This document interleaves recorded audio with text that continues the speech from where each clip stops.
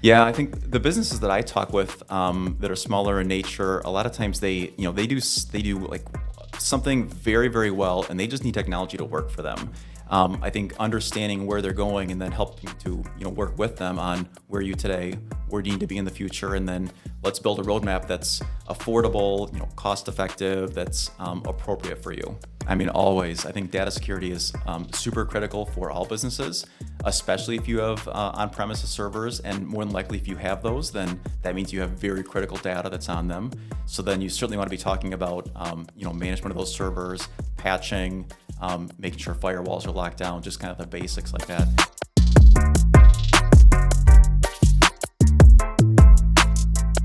Well, welcome to our next SWYFT chat. I'm excited today to dive into the world of IT, and we've got Todd in the room to have that conversation with us. This is, I know, not a conversation that's going to cover everything in 20 to 30 minutes here, but we're really gonna get specific on maybe some opportunities and some struggles that the small businesses have, specifically around IT. Maybe we'll talk about some mistakes that maybe I've made, but we'll see. We'll see where this goes, right, Todd? Yeah, that's great. So welcome, and excited to have you here. Why don't you just jump in, tell us a little bit about yourself, and we can get started. Sure. Well, thanks for having me. So my name is Todd Plowinski. I've been in the IT industry for about 20 years or so. Kind of my story in a nutshell is I went to Purdue University for computers back in 2005. Spent the first 12 years of my career at Ford Motor Company, east side of Michigan. Did about 15 different IT jobs in 10 years, kind of rotating all over the place, all in the Dearborn area. When I left Ford, I moved to the west side of Michigan to Grand Rapids and joined a mid-sized manufacturing company called Coastal Group. They have a couple small businesses that are manufacturing in nature, and I was the IT director there for 5 years. Left there and joined an IT consulting firm called People IT. Was there for about 2 years. And then that takes me up to earlier this year when I left and started my own IT consulting firm called KTP Consulting. What I love doing is doing fractional IT leadership for kind of small to mid-sized businesses in the area. No, I'm excited for this next phase for you, Todd, to dive into kind of doing that consultative IT on your own and with your wife and kind of growing this out. Excited to have that as part of your journey. Now, through your experiences and all the different businesses that you've had the opportunity to partner with and work with, I'm sure you've run into scenarios where it's kind of the small business, maybe in startup mode, but either way, they're in growth mode, right? So they're growing and they're trying to say, okay, I am here today and I want to get to here. Okay, you can talk to HR and say, we need this amount of people, we need these types of skills, we need all this. But there is some of that hardware. There's the IT side that maybe sometimes gets glassed over. From your experience, maybe what are some of the challenges or mistakes that you've seen some of these scaling businesses have, over your experience? Yeah, for sure. There's no single thing, but a couple thoughts come to mind. I work with a lot of small companies that have just a very overly complex system, kind of set of infrastructure and systems. And that could be for historical purposes. Maybe they started the business when things like on-prem servers and kind of complex networks were more typical. But helping them to kind of step forward into the cloud age is definitely something that I encounter. Another one is maybe what they have implemented is what they were familiar with before. They knew it, but it's not maybe the right fit for them. So anytime you can bring in kind of an outside set of eyes to just take a look at what you have in place, is it appropriate for your business and where you're going? I think it's great to get that fresh set of eyes and multiple inputs. Yeah, what are some of those pain points that these businesses are struggling with too? I know there's some mistakes that they've made. Keeping it simple is a good step, but maybe there's pain out there. What are they feeling? Yeah, I think the businesses that I talk with that are smaller in nature, a lot of times they do like something very, very well, and they just need technology to work for them. And if it's not working, it can be extremely frustrating.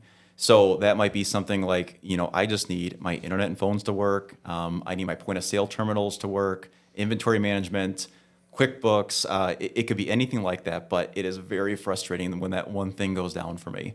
So I think working with them to identify what are those high risk areas for you, possibly failure points, talking about how can we build in either simpler systems that are easier to manage, or more redundancy in there, or a more supportable tool.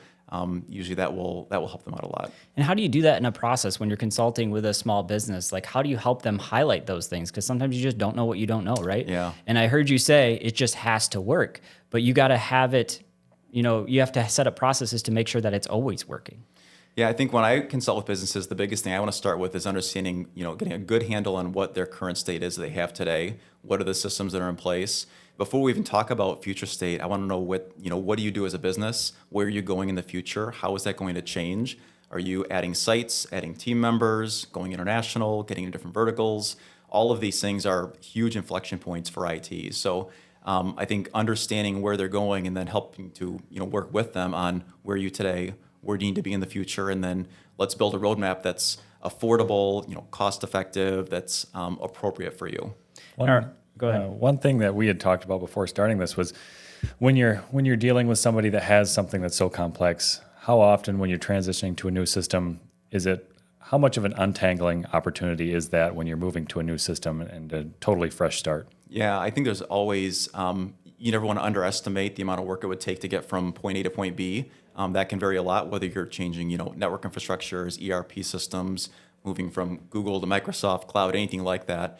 But if you understand what the current state is and where you want to be in the future, putting that roadmap together to say this is not one giant change, it's probably a series of steps that will get us there, maybe over the next few months or however long that is. But building that in that plan that is step by step, methodically, how are we going to get you there?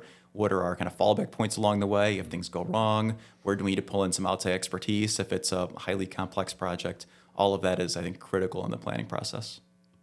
So most of the time when you jump in and get involved with organizations, do they have, some of those plans already in place and they just need someone to help, foster it and make sure that it's actually being executed on? Or is it you come in and help them write those plans and those opportunities? Yeah, I've done both of those. So I'd say most often there's not a plan in place and they need help putting that together. I've also been involved with companies where they have a plan that maybe somebody recommended to them and something just didn't feel quite right. So, in their guts, so they're looking for a second, third opinion. I think that's great. Especially if, businesses are growing and changing, they should be getting multiple perspectives for not just IT, but multiple areas of their business. Get a gut check on where you're going, get multiple professional opinions, and then choose the one that you think is the best and execute on it. Yeah, so we get the opportunity to work with a lot of startups that are like kind of just in that scrappy mode. They're just getting things off the ground, and then they're looking at, okay, I'm creating that plan, and they're like, okay, who do I hire? Maybe I need to grab a laptop or two, maybe, but what are you seeing with you're talking to small to medium-sized businesses, but they're all in growth mode. But at the end of the day, too, like what are some of those things that they're clearly glassing over that potentially they probably should have paid attention to years before? Or like how long does it take to plan ahead for some of these decisions? Yeah, that could vary greatly, I think, depending on where they are as a company. It all depends on what they had in place before and where they're going. So I think the biggest thing I would say there is it really helps to give IT a seat at the table, whether that's their internal IT team or an outside, IT professional. But the best engagements I've had are with clients or directly with customers or companies where I'm either a member of the leadership team or they have IT represent the leadership team so they can see where the business is going, understand all the kind of technical debt that is in place today, all of the existing systems, what is worth keeping, what is worth scrapping, and helping to put a good plan into place for them. Yeah, I like that. Just having IT involved in the conversation because it's probably a high percentage of the time, especially with early on companies where that's not really reality. Well, and when you're, early in companies, you've got very, very few people, right? So you got multiple hats that you're wearing, and as you grow, you start to bring in other roles and kind of expanding kind of who's on the leadership team and how that's represented and who reports to who. That's an ever-evolving, challenge in the team. I'm a firm believer in just asking for help sometimes too, and maybe I've done this with you before, Todd. I know I ask Matt for help all the time. He's kind of like, yeah, what is it, Tuesday? But I'm a firm believer in that, and especially with a small business and growing a business. You don't need to know everything, but you need to have the right team around you or the right resources to come in and advise you in some of those scenarios. So, consulting with someone, maybe it doesn't have to be full-time, but having someone when you're making some of those growth plans and those decisions about this is where I want to take the organization as an owner, make sure that IT is involved in that part of the conversation.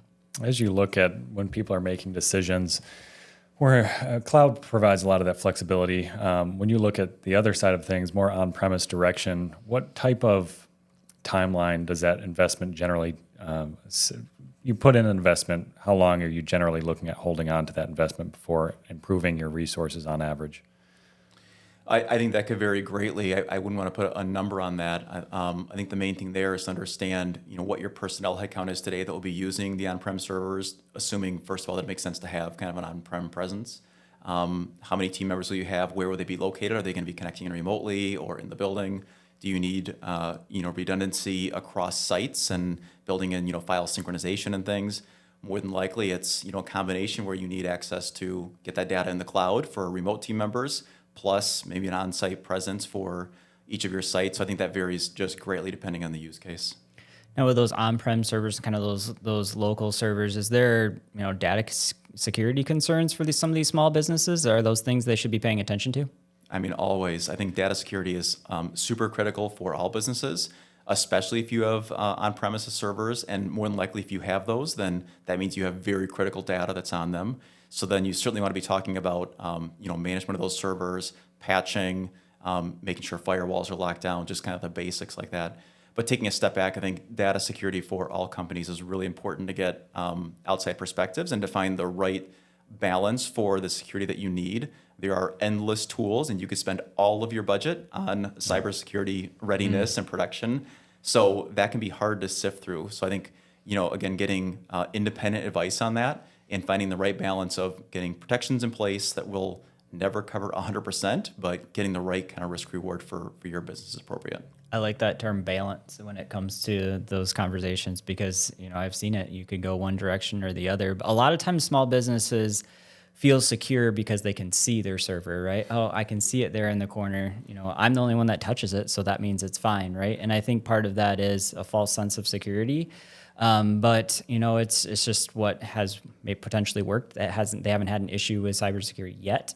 But that doesn't mean that you are secure as a small business. I know even just thinking back on my own experience over the years, I maybe have fallen into that a little bit. Building an engineering firm in 2013, it's kind of I started on a NAS system. Then I had a little server that I built out and kind of had in the room next door, right? And I didn't have a team watching it and doing patches and updates and things like that, right? And at the time, I didn't feel like it was that big of a deal because it's right there, right? But that is a big concern. I think It's locked. cybersecurity is one thing, but for local servers, more often than not, what I see is just simple failures of the servers. So things like backup, redundancy, offsite backups, things like that are going to be, I think, more than likely the things you'll tap into first. Mm-hmm. Is that something that you see when you go into an organization and talk about their current practices? Is that something that they generally have any process for, or that's totally new concept to them? I think that's something that you have to kind of dig for the right answer. More often than not, the initial answer that you hear is, yes, we have backups in place. Great. Let's see them. Let's see how old they are. Let's see, are they automated backups? Have you tested the backups? When you dig deeper, it's like, oh, yeah, we have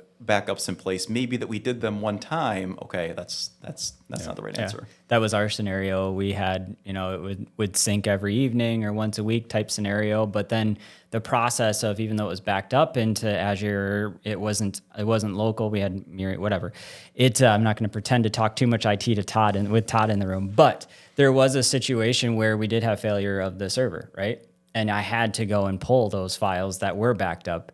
And it was a whole ordeal that I wasn't prepared for, right? And it was multiple days of downtime just because of my misunderstanding of how to get those in place. So it was an experience for me that turned me into a little bit more passionate about making sure that those are put in place. Anytime you think those scenarios, you want to be talking with the business about what's the appropriate time that it takes to recover the data, and how far back is it appropriate that we have data that's lost. So if you're backing up every 24 hours, that could mean that you have 23 hours of lost data.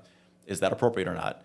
And if we were to go down, is it appropriate that we're going to be down for 8 hours? I don't know. Let's talk that through. Right? Those are always two metrics that you want to keep an eye on. And how much of an undertaking is it to make sure that that process is in place for somebody who's not doing that today? Is that a big thing to set up? Not really. Honestly, with a lot of tools that are in place today, you could pretty easily get some level of either on-site NAS storage or off-site storage, cloud. Like if you get the proper tools in place and just give a little bit of time to put the backups in place, and it's not too big of an undertaking.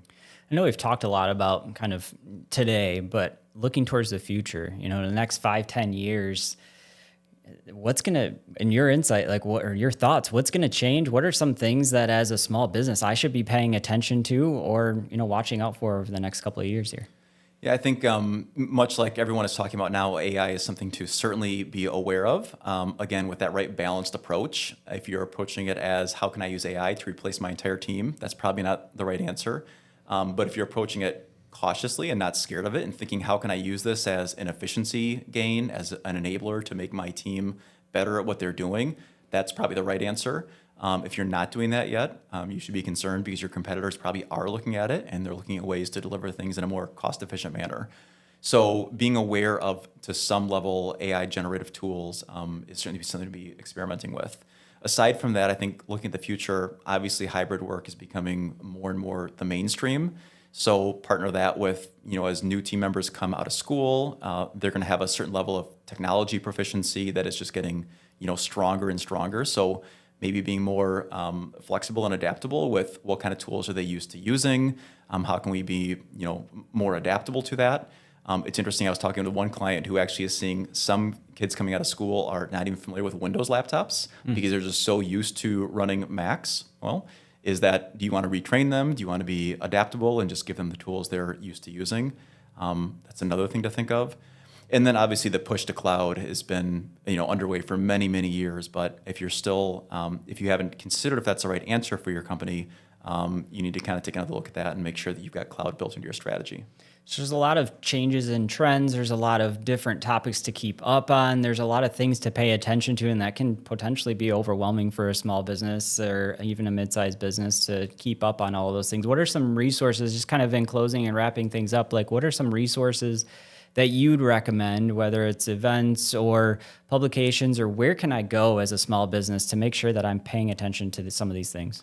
Yeah, there's endless resources out there, but in thinking about what could be really interesting and applicable to kind of local businesses, I love events that you can go to, meet people face to face, ask clarifying questions, network. So things like the GR Tech Week, if you're in Grand Rapids, was a really great one that's in the fall, and I saw they're going to do that again, I think this September. So that's great. You could bounce in and out of events depending on what's applicable to you. Your local chamber of commerce, local universities, they're going to put on infinite events that are really good. I'd recommend getting on mailing lists and checking those out.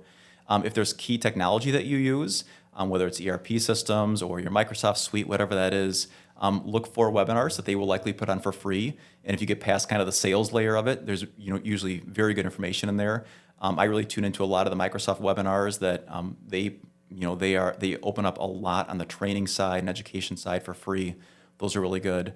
And then as I've talked about, I think, getting outside independent contractors come in to give you kind of, oftentimes they'll come in for free and spend some time getting to know your business and spend a few hours and give you some general advice. Doing that over a couple of years and getting multiple perspectives, I think is very valuable. Yeah, and just bringing IT into the conversation and at the table, right? Absolutely. I know we get the opportunity to talk to a number of different businesses about their future plans, kind of where they're at today and things like that. And what we found too is that they've come to us and asked us some of those IT questions. So I know even having resources like yourself and others in the industry, then we can connect too. So you mentioned Microsoft, like talk to your suppliers, talk to your partners that are out there too, and ask for some of their advice or things that they've seen with some of their clients too. So yeah, I really appreciate you taking the time today, Todd. Thanks for jumping into this conversation. Very insightful to understand from the IT perspective what some of the challenges are out there, what some things that we should be looking out for and paying attention to. Thanks again for coming out. Thank you for having me. It was fun.